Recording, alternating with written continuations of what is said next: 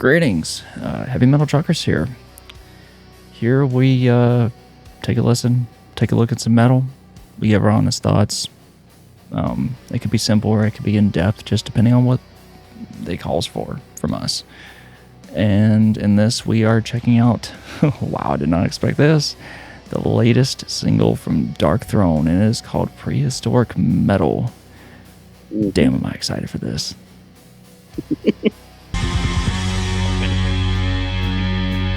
Oh, sorry.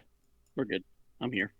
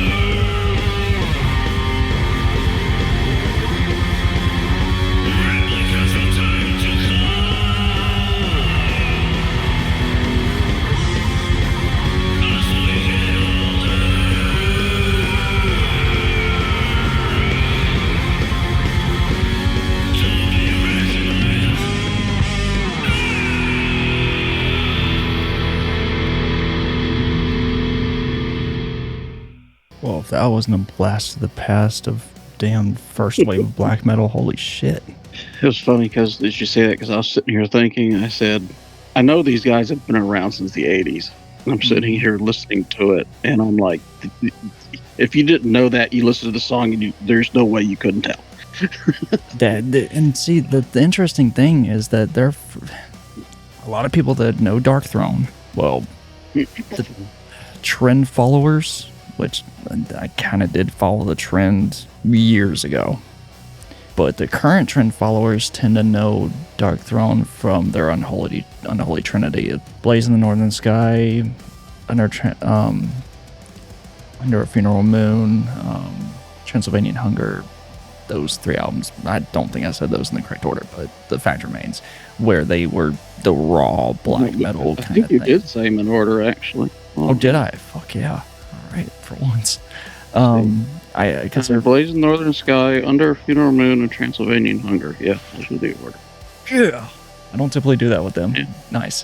But that's the main like intro albums that people know Darkthrone by. But if people actually look at their discography, A Soulside Journey was their first album. It was more like along the lines of old school death metal that had some black metal elements, maybe like first wave black metal elements, but this went back to more like Bathory and Celtic Frost. And anyway, I'll shut up. Go on.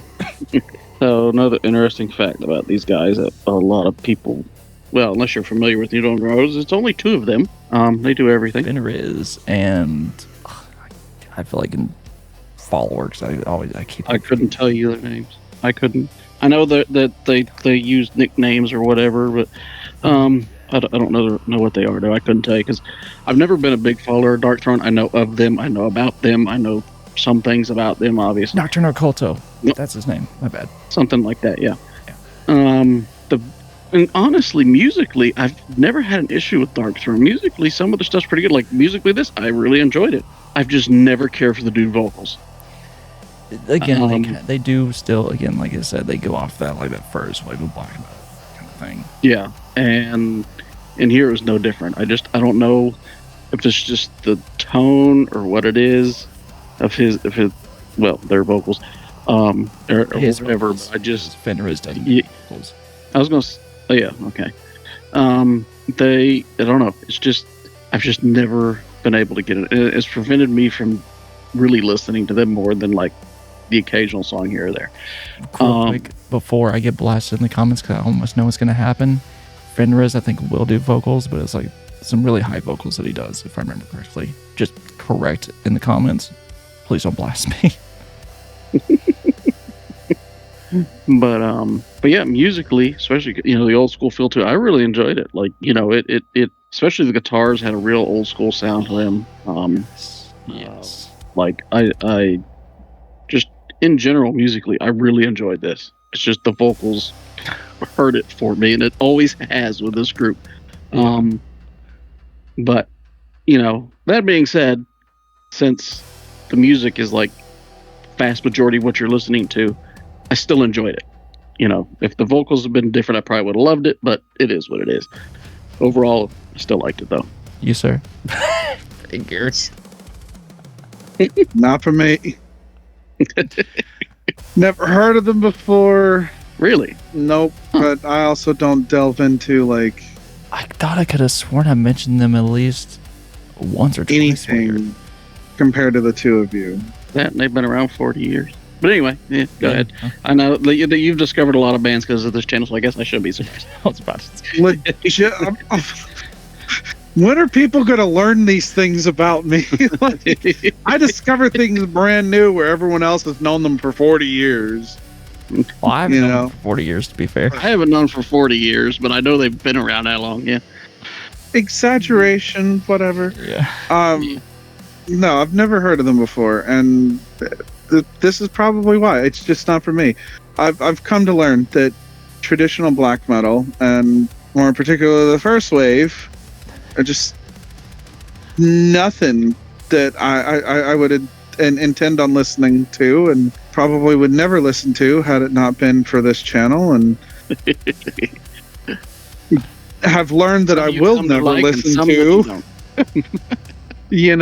So yeah, this is just not for me. It's not the lyrics. It's not the vocals. I don't know. It maybe it's just like a mixture of just everything. And Yeah, I think it is.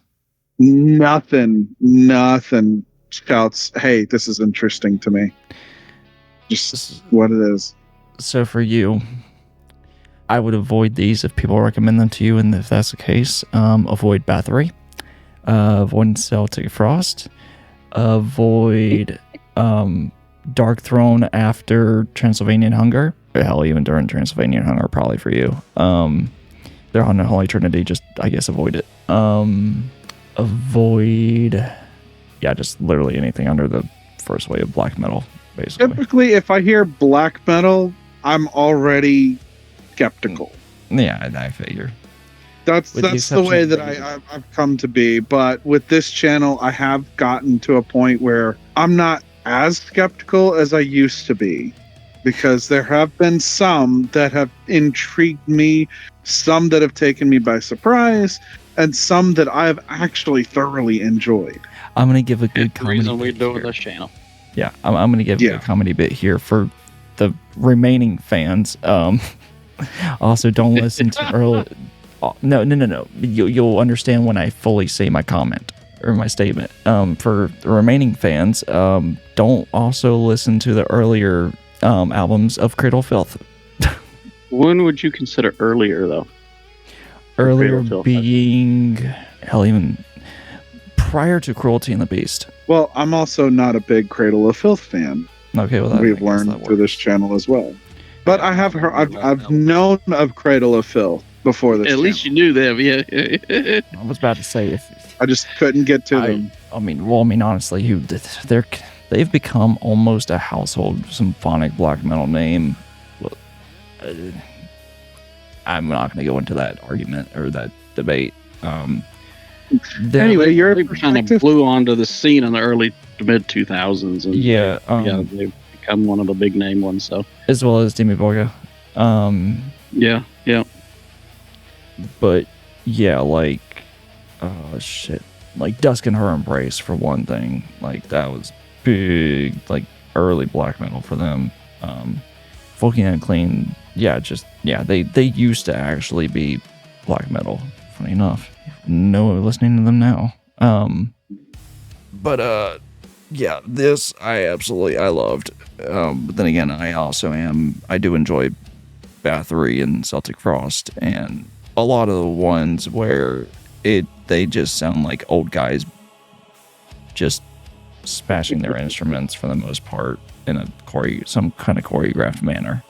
Like I feel like a lot of people would state that about that kind of sound, but still, it's something I enjoy, I guess, because it reminds me of like just the old school metal in that aspect. And personally, I still do enjoy the vocals. Mainly just maybe it's just for the raw aspect of it.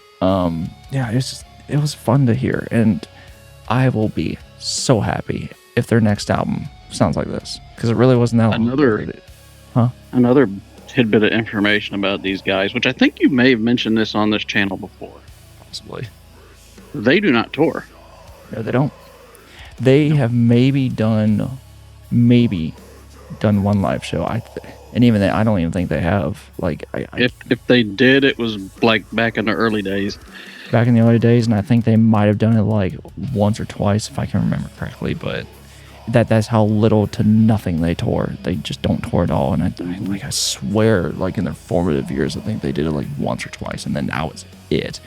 I think they tried it and they hated it, and so they never did it again. So for roughly 30 years, they have never toured, which honestly is probably a good thing for them, just because, especially with the cost of touring these days, not to mention Fenriz. I'm not so sure about Nocturno. He may be the same way, but Fenriz is very isolated. He prefers absolute isolation, so it makes sense. At least I don't have to get worried about being drugged to one. No, not for them. Not to mention, I don't know how much of a turnout there would actually be for Darkthrone. That's the other thing too. Like you mentioned the cost of touring. If you're not a big name band, or at least one where you can fill at least a 5,000 seat venue, you're not going to make much money. And a band like Darkthrone, I don't know if they'd be able to pull it off.